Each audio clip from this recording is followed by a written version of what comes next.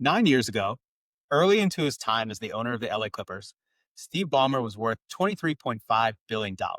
Today, after years of spending into the NBA's luxury tax, dropping $400 million to buy the Forum from James Dolan, and spending a few billion to build a new arena for the Clippers, Ballmer is worth $154 billion, according to Forbes.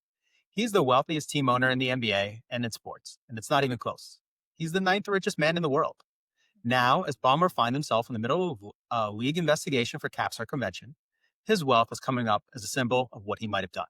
It has raised a spotlight on an issue many have never thought that much about: wealth inequality in pro sports, the gap between the haves and the have-way-mores. Today, on this episode of Business Decision, we'll delve into the wealth gap in pro sports. I'm Mike Vorkanoff, a reporter for The Athletic. My guest today on my show is Sara Germano, a reporter with The Information. She wrote a really smart story about this issue earlier for The Information. Sara, thank you for coming on. I want to talk to you about all of Steve Ballmer's billions. Are you okay in counting other people's money with me? First of all, thank you for having me. And yes, I'm absolutely okay in counting other people's money. Wonderful. There's a lot of money to count, first of all. We'll be here all day. Yeah, I think we're going to go dollar by dollar. Like, that's the most important thing. We have to make sure everything is accounted for. Much like the IRS, you cannot get anything past us. Correct. Yes. And so it's interesting that Steve Ballmer is the topic of this discussion, and really the topic of everyone's attention for the last month or so.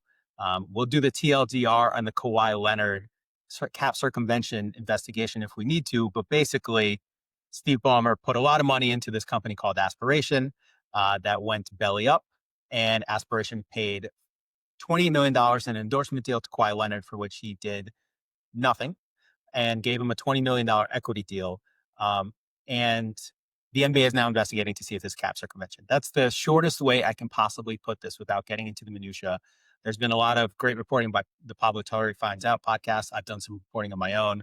I'm sure more will come out, and we will talk about this ceaselessly for the next few months to a year, or however long the NBA takes investigation. But I thought you wrote a really smart story looking at this a few weeks ago now. I think it was early to mid-September. Time, loses all value. About the huge disparity about how much money owners have across the NBA and other pro sports. And Steve Ballmer is an example of that too, again, for all the many billions of dollars that he has. And I wonder if you can just kind of run through that real quick for the people who haven't read it. And you should go to The Information, subscribe, read Sara and other people's work if you like to know about Elon Musk's robot hands and why they're not working. That's also what you can go to The Information for. I go for Sara, but teach their own, whatever. Yeah, no, thank you for that intro. And first, I'll just echo what you said and say, shout out to the Pablo Torre Finds Out podcast. We wouldn't be here talking about this without some of these revelations. And obviously he could, and Mike, you yourself have done a lot of reporting on the minutia of this particular scandal. Where I come into it, where the information comes into it, is, like you said, the reason why this sort of aspiration story is so important is that it highlights this emerging issue in sports ownership, which is the wealth inequality among the billionaires and centimillionaires who own them. Let me be clear and say that, we're not equating wealth inequality among billionaires to societal wealth inequality, totally different discussion. But if you think about pro sports, especially American pro sports, all of which are these closed leagues, if you own an NBA team, yes, you own the Clippers, but you actually own 1/30th of the NBA. It is a collective. It has been frequently referred to as socialism for rich people because you have these revenue sharing agreements. You agree to the collective bargaining agreement with the players. There are caps on how much you can spend on payroll and so on and so forth. That is basically the, Articles of Confederation, the governing principle of these sports is that you agree to share revenues and spend accordingly. And what has been happening over the last, let's say, decade plus, as Steve Ballmer has bought into the league. We've seen other highly wealthy families like the Adelson and Dumont families who bought the Mavericks recently. These leagues are accruing more and more super high net worth individuals buying into them. That's partially a function of the valuations of these teams getting higher and higher, and only a certain amount of people can afford them. But what that has created is a colossal inequality between the families that have maybe bought into these leagues decades ago, you know, early in the 20th century in some cases, to the people who are buying in today. No one is saying that if you're worth, a few $100 million that you're not doing so well. But when you compare that with Steve Ballmer, who today is worth over $150 billion, um, the amount of spending that we are talking about with this aspiration scandal, $48 million in alleged side payments to Kawhi Leonard, that is pennies in his couch cushion compared to, what some of the, what shall we say, like establishment owners who have owned teams in this league for a long time can spend. Yeah, and I think it's reflective kind of where pro sports is today. It's not just us counting every owner's money, right? The leagues are doing it too in their own ways. It's why we've seen the changes that we have in baseball recently. It's Mhm. why we've seen the changes that we have in the NBA recently. And it's why the NFL has always strived for a parity for all kind of model, right? They are the most socialist of leagues among these uber capitalists. Um, and I think it's fascinating that this issue is getting worse and the leagues keep trying to look for new ways to go about it. If you look at baseball for a second, the richest owner in baseball, I believe, if I remember my Forbes rankings correctly, is Steve Cohen. Mm. Uh, and baseball is trying to legislate Steve Cohen and his billions of dollars into mediocrity as much as they can. They have the Steve Cohen tax. There's all this fear mongering now about a hard cap in the next CBA, right?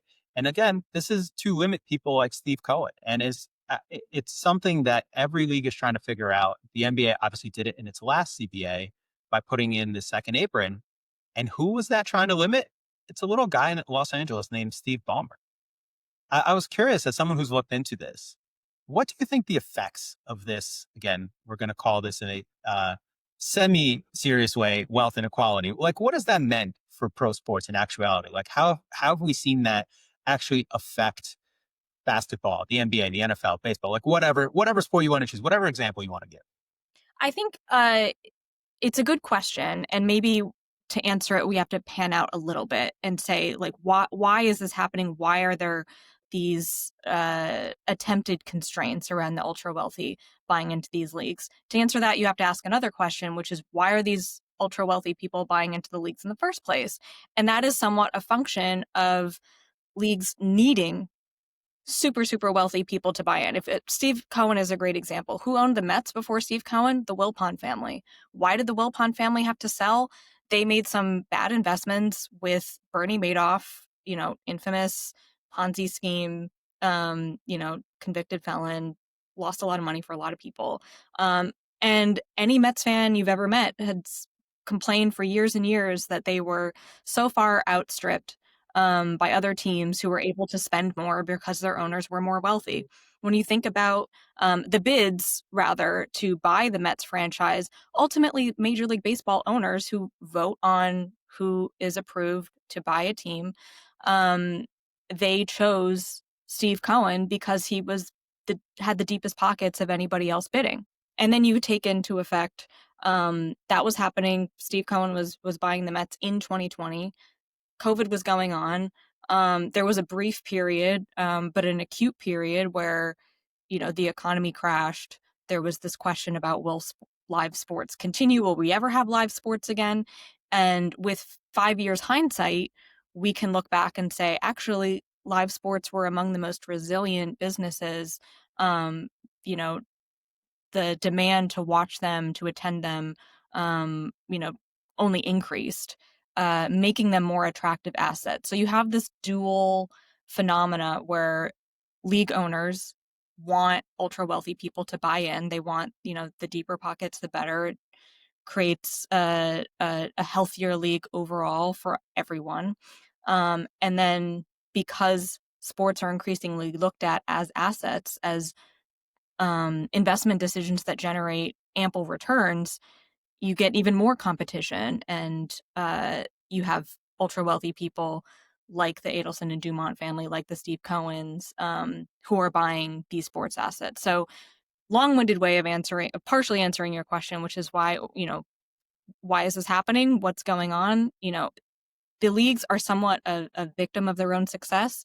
They are successfully recruiting ultra high net worth individuals to buy into these leagues, but that also creates this problem that we're highlighting today, which is what happens when one owner can spend not even hand over fist, whole body, schoolrooms of people over fist, compared to the next guy. And this aspiration scandal has the potential.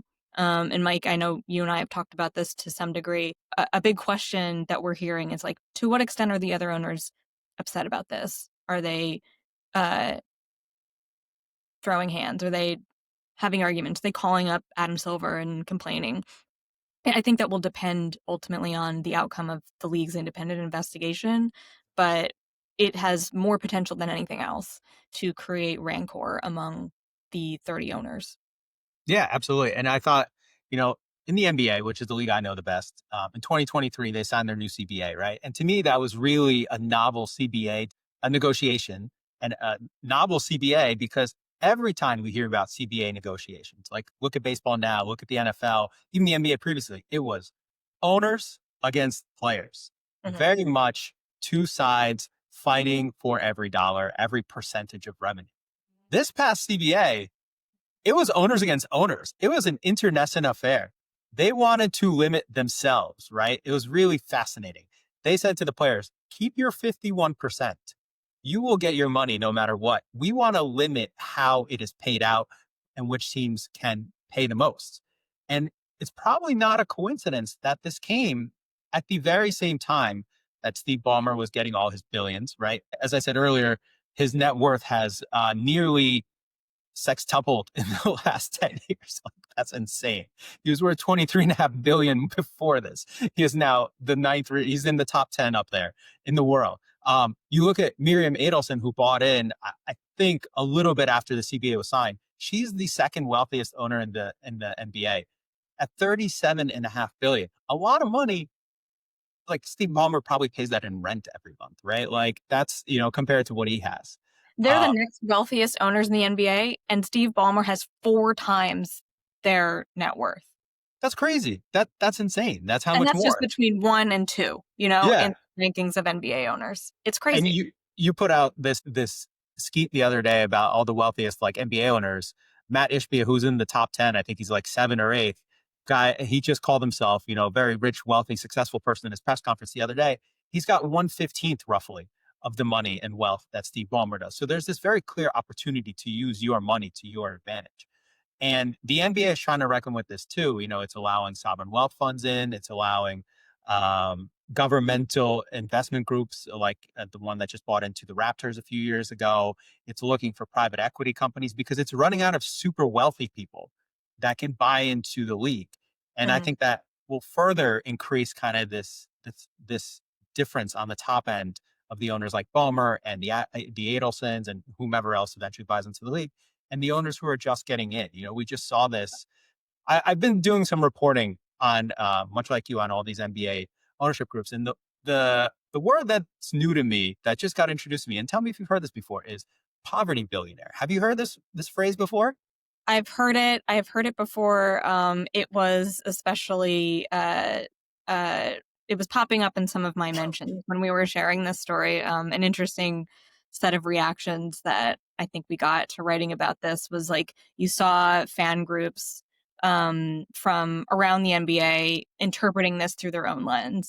There were a lot of people like Lakers fans saying like, oh, the Bus family was holding on for dear life. Like no wonder they had to sell to Mark Walter because to own a franchise is storied as the Lakers, but to be able to spend in this environment requires much deeper pockets. And I want to be clear, I'm not personally calling the Bus family poverty millionaires, but again, when you're talking about it within the context of the disparities between the richest and the least wealthy in this NBA system, yeah, there are orders of magnitude different levels of wealth and different levels of investment, not just in how much money you can commit to your payroll, but upgrading your stadium, investing in other resources that owners of a large team would need to stay competitive in providing like a customer experience that would be worthwhile.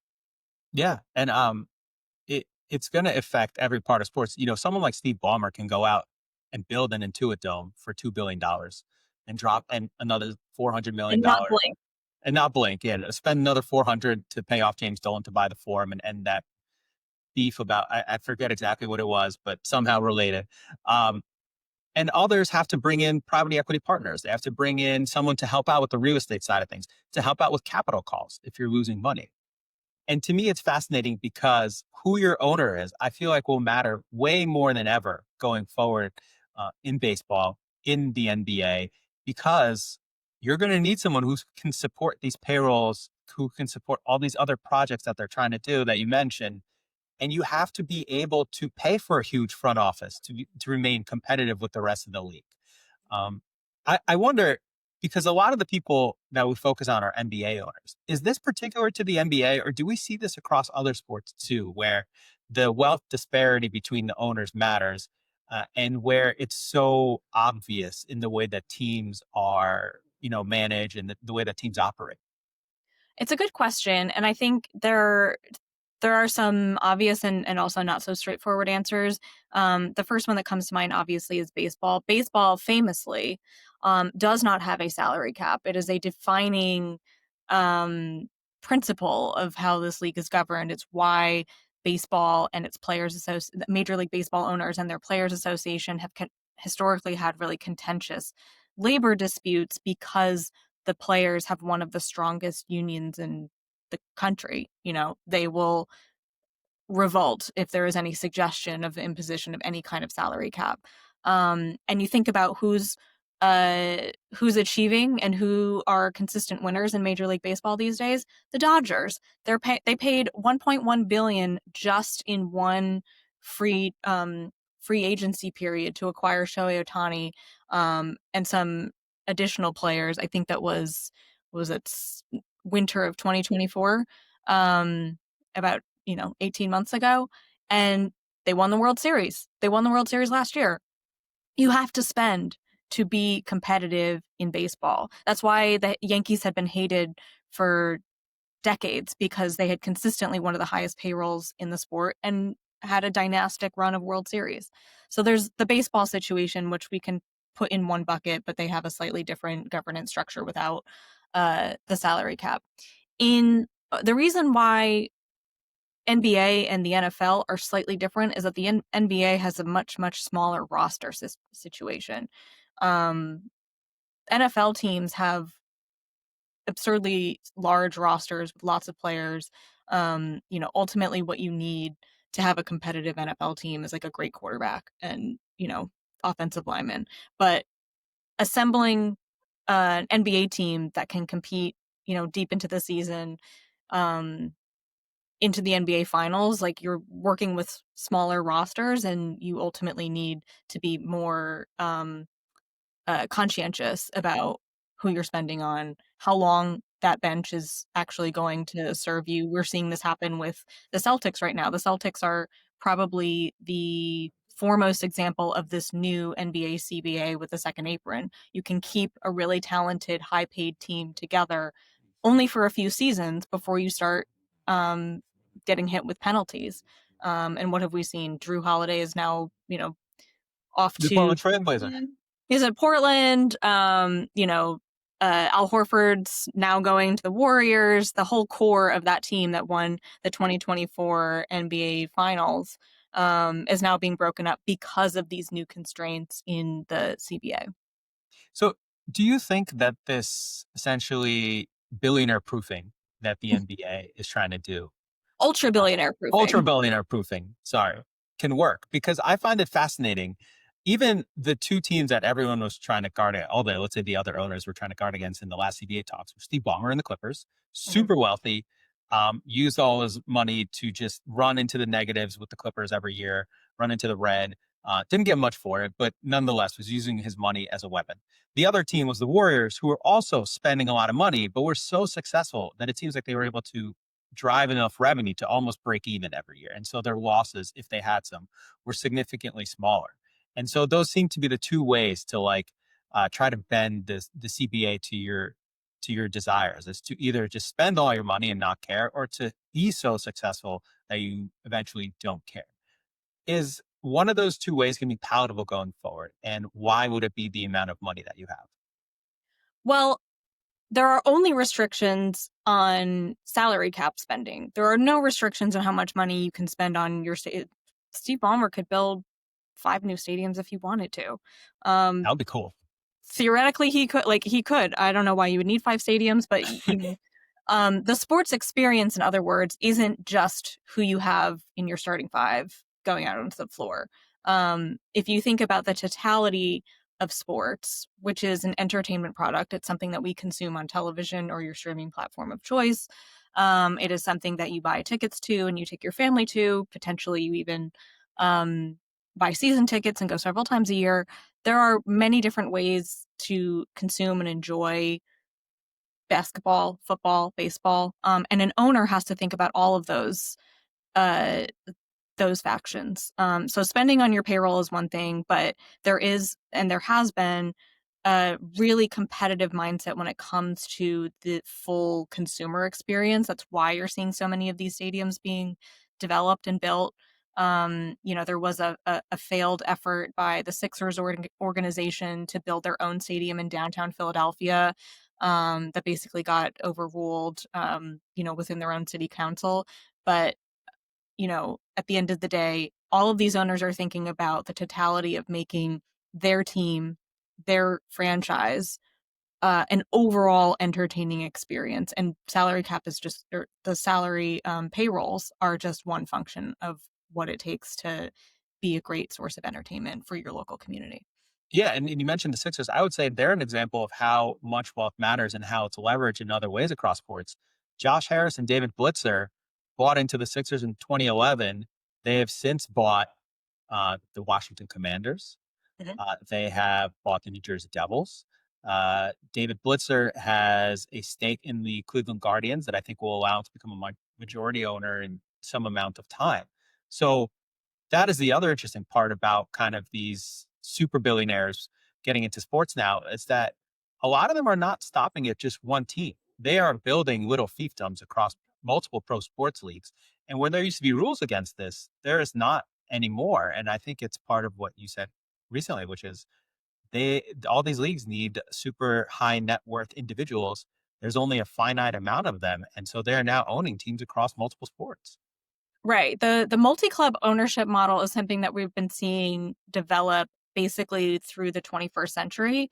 And there are effectively 2 kinds of multi-club ownership models. I think the Harris Blitzer kind is one very important one. You're seeing them, they have uh, stakes in teams in different leagues, in different cities. They have, European football as well.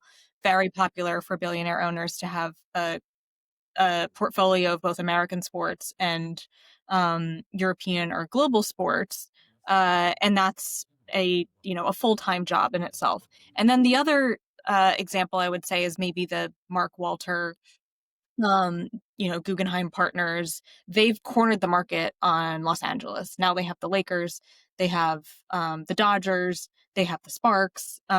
They're effectively, outside of Steve Ballmer, controlling a large swath of LA sports. And if you think, you can think about it from a couple different perspectives. Um, if you think about it from a fan perspective of any of these teams, do you want an owner who is potentially his or her interests are divided among 6 or 7 clubs around the world, and one week they're spending on this or one week they're spending on that? Um, do you want someone who can give your team like their undivided attention and the lion's share of whatever discretionary income they're going to devote to making that team better? And then a third thing I would say is just again with the LA example, if you have one group or one individual who controls a plurality of the professional sports teams in that area, does that make you vulnerable to any kind of, you know, financial crisis or liquidity event that that person may face down the road. Again, we'll say, fingers crossed, knock on wood, we're not hoping that happens to anyone, but it does present a risk, right? Like if one person or one group controls a bunch of the sports teams in your town, like, are you not considering um, the risk that may have if they were ever to face some kind of liquidity event of their own? Yeah, and I would say the other side of that is if you own 3 of the teams in one city, do you not become one of the most powerful people in that league, in that city all of a sudden, right? You know, the difference between someone who is extremely wealthy and someone who's extremely wealthy and owns a pro sports team is immense. The amount of social capital and perhaps political capital they have suddenly goes up by a lot too. It's a major reason why buying these assets is so attractive to people with high net worth. Like, again, to go back to the Steve Cohen example, he's a hedge fund trader by profession, by reputation. His original hedge fund, SAC Capital Partners, paid a record fine to the SEC to settle insider trading allegations. Not a great thing to have on your resume. But Steve Cohen had been a lifelong devoted Mets fan, had some of the deepest pockets, one of the richest men in the world, and came in with a passionate and ultimately winning, bid and campaign to buy the Mets and restore them to the modern day of baseball competition by spending on top players. They signed Juan Soto away from the Yankees this year. Um, they're have plans to expand the Flushing development area. They're bidding for a casino over there. So again, uh, having these deep pocketed billionaires, ultra billionaires, come in and revitalize the area around where your team plays is an attractive possible or an attractive scenario for fans and for individuals like Steve Cohen who want to rehabilitate or add another chapter to their legacy, if you will, like owning a sports team and refurbishing it is not a bad way to do that. Yeah, although the way this bet season is gone, Steve Cohen may hope that the SEC was the worst of his problems, the way that Mets fans are, because they can come down a lot worse than They're the still the federal government. Mets. You still have to spending will only get you so far, I guess, is the lesson there. Well, that is the big lesson here, right? The NBA, for all of its second apron hoopla and all the concerns about spending and all that, like a very top line look at the history of the league. I looked at this back a few years ago when the second apron was coming into effect. There was no guarantee that spending a lot of money bought you a championship or even got you into the conference finals. What guaranteed you that was having LeBron James, Steph Curry, or Kevin Durant. Uh, Now, those teams, once they acquired said players, spent a lot of money, but they acquired them. Steph Curry was drafted. Kevin Durant was drafted by the Thunder at the time. LeBron James was drafted, then left. And so he's got some, let's say, ancestral ties to Cleveland area. So Mhm. it's whether even having all of this money is such a leg up. And I think that's the fascinating part because the leagues and the teams will tell you there's an immense value to it that gives you a competitive advantage that can't be accounted for in other ways. And maybe Mhm. that's true in baseball. We see that with the Dodgers, right? But even they don't win the World Series every year. Other teams do. And the Yankees haven't won a World Series since 2009, which every Yankees fan will tell you and yell at you for hours. Right. So like what is the limits to the value of all this money? It's a great question. And like the Yankees example is such a funny and interesting one. Like the Yankees have been called the quote unquote evil empire for ages because they were the richest team for so long and won so many championships, 27 rings famously, because they had the deepest pockets in baseball for so long. And now like they haven't won a World Series since 2009. They're frequently outspent by the Dodgers, by the Mets, by, um, you know, until recently, the Boston Red Sox, which we'll get to in a second. And yeah, like there are limits to how much money can get you in terms of like it's harder to buy a championship these days. I think one function of that is also something else that came from baseball, the Moneyball concept, the idea that like you could be spending smarter, not harder. Not maybe the best metaphor, but you see where I'm going with that. Um, and uh, tech analytics have made assembling rosters and developing offensive strategies and defensive strategies like much, much, much more sophisticated. Um, so it's not like you said, even as recently as 10, 15 years ago when you just needed to assemble a bunch of stars and, you know, there's a pretty good chance you're going to make it to the finals. Um, I wanted to also mention so we've been talking about this multi-club ownership model. Like the Red Sox are another great Mhm. example. John Henry and Fenway Sports Group are one of the preeminent examples of a multi-club ownership model. They have the Red Sox. They have Liverpool Football Club over in England. They have the Pittsburgh Penguins. And the Red Sox fans have slammed the Henrys for years about how they are not spending and have been consistently a non-factor in the postseason, not even hoping for a not having a realistic hope of a World Series run. Um, and I spent a lot of time actually with the Henry family. I did a magazine profile on them last year, and you can look at it that way and say, the Red Sox have been far outspent by the Dodgers and the Mets and all these other teams. Um, or you could say, well, they had one of the most famous World Series droughts in history, and it wasn't until the Henry family bought the club, um, refurbished it in its own way, and brought 4 championships, this century. Um, and so John Henry is now involved in a bunch of other things. He's one of the architects of this new professionalization of golf, the PGA Tour. And, is his attention on the Reds as much on the Red Sox as, fans would like to see? Maybe not. But that again, to what we were talking about, this multi-club ownership model, like you accrue all this money, you accrue all this power, you become a good um, operator of sports franchises, and there is this drive to extend that expertise to a variety of projects. At the end of the day, one thing we haven't talked about yet is like the competitors on the floor, the owners themselves are quite competitive people. And that drives a lot of their decision making too. But you can layer in all of these risks. How much is their attention going to any given club at any different given time? How deep are their pockets? What is their net worth compared to the other owners in the league? And then ultimately, how competitive is that league uh, when you consider the amount of analytics, the amount of um, strategy, basketball strategy, baseball strategy, football strategy. There are a lot of different ways to be successful and also a lot of different ways to um, use your money and influence to give your team a better chance. Yeah.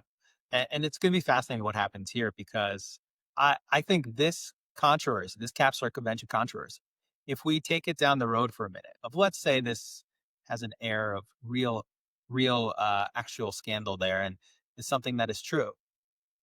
The last major capsular convention situation that the NBA had was around the year 2000, and it was the Minnesota Timberwolves. And I'm sure a lot of people have done a lot of Wikipedia deep diving on this.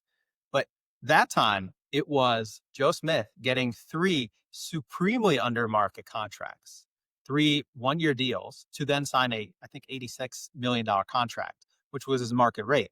So he had to take a haircut to eventually get the big payoff. Mm. Whereas this time, Kawhi Leonard took no haircut. Kawhi Leonard got his market rate, and then he got some more on top of that, which is maybe, if anything else, an interesting way to look at uh, the different place that the NBA and other pro sports leagues find themselves now, which is even the mechanics of if there is impropriety are different than they used to be.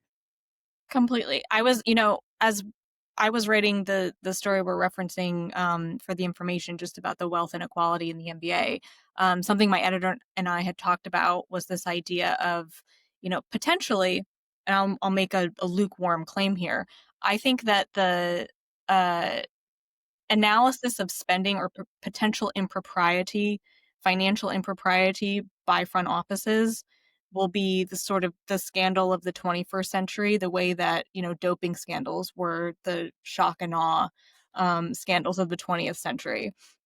Um, with much more invested in sports financially and emotionally, and, this relatively new idea that sports are not just great entertainment, but great assets.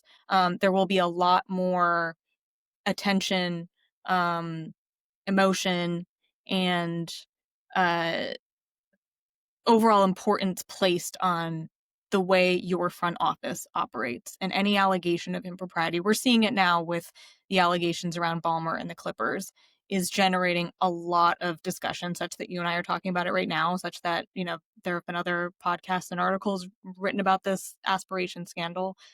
This is going to be the thing that will titillate the sports community in a way that I think, um, you know, we're well aware of, like, doping scandals from the 20th century, and some of that is just kind of like baked into your expectation. There's a lot of runway in terms of how much risk is available in front office spending.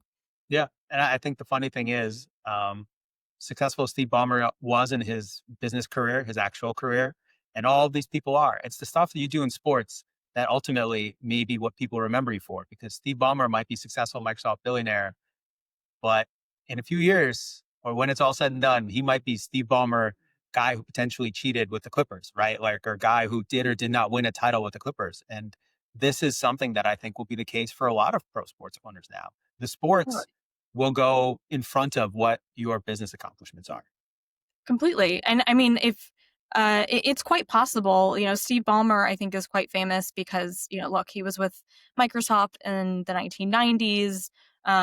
He's hugely influential in Silicon Valley. And I think, one thing we haven't pointed out is part of why his net worth has exploded so much is because he maintains his interest in Microsoft. They've gotten so far into the AI game that has driven, uh, Microsoft's market cap and Steve Ballmer's own net worth, through the stratosphere. Um, uh, but to people who are, maybe not paying attention to tech dailies, uh, they are equating Steve Ballmer and his reputation, as you said, with his interest in sports. And I think one other component of this that I think must actually be hard to wrap one's head around is if you've made enough money in your career to afford to buy a sports team, you're probably, used to getting your own way or finding, you know, any way to succeed, to, take market share from the competition. It doesn't work that way in sports. It's a totally different operating playbook. You have to, play by the rules. There is, like we said, that expectation of revenue sharing and, governing as a collective. Um, and, I personally wonder, there are diverse personalities who own sports teams. It's not to paint them as one monolith, but if you're coming from a background of intense competitiveness, what that must mean to have a mental shift to, okay, like now I'm operating as a sports owner, and it's not quite as elbows out. You have to be collegial with your fellow owners. Yeah. And some of them are not that collegial all the time, which is the other fun part of it. Right. I'll end it there. Sarah, thank you so much for coming on to the show. Is there anything that you want to plug? Anything that we should know about any of your works? Oh, goodness. Well, first of all, thank you so much for having me. Great conversation. I'm sure we'll have many more front office economics to discuss in the future. I would say if you're not familiar with the information, the outlet that I write for, we are a woman-owned and woman-founded daily publication, internet-based publication based out of Silicon Valley. I'm based in New York, but we cover the tech industry, finance, sports business. Media and a lot of other fun things. So, yeah, if you're looking to explore a little bit more into stuff we've alluded to here about like the role that AI has played in the advancing net worth of some of these people who are buying sports teams and influencing your local community, information's a good place to read up on it. Yeah. And if you're not, you should be reading Sarah. You should be reading the information. When you come back on, maybe we can do an episode on the segment we didn't have time for today about the pentathlon horse punching controversy. That will have to be another show, unfortunately. Stay tuned. For Sarah, I'm Mike Vorkanoff. Thank you for watching and listening to Business Decision. Take a moment and to subscribe to the YouTube channel. It'll all be worth it in the end. I appreciate it. And we'll catch you on the next episode of the show.